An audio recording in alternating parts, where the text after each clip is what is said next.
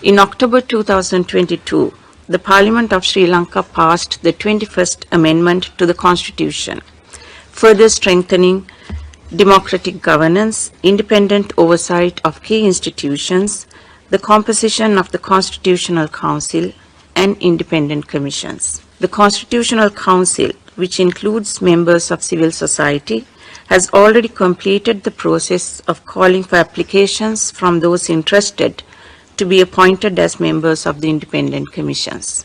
The Regulation of Election Expenditure Act came into force on 24th of January this year. This act regulates the expenditure incurred by recognized political parties, independent groups, and candidates at all elections.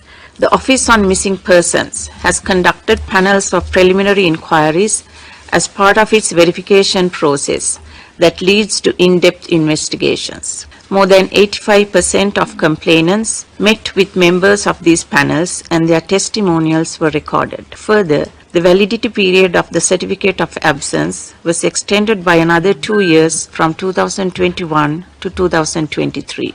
The National Reparations Policy and Guidelines formulated by the Office for Reparations was approved by the Cabinet in 2021 and tabled in Parliament in February last year. During the year 2022, Sri Lankan rupees 405.2 million was disbursed by the Office for Reparations, covering 2,402 cases. The sessions continued today as well, and a delegate from the country's Attorney General's Department commented on the emergency regulations. I wish to state that the state of emergency in Sri Lanka is promulgated in terms of the Public Security Ordinance, and emergency regulations are brought into force through the public provisions of the Public Security Ordinance as amended. In the interests of public security and the preservation of public order and the suppression of mutiny or riot or civil commotion or for the maintenance of supplies and services essential to the life of a community. So great care has been taken and has always been taken to ensure that the protection of the rights of the people during periods of states of emergency were declared in the interest of taking into account these factors, and these regulations have been imposed in line with provisions of Article 4 of the Covenant.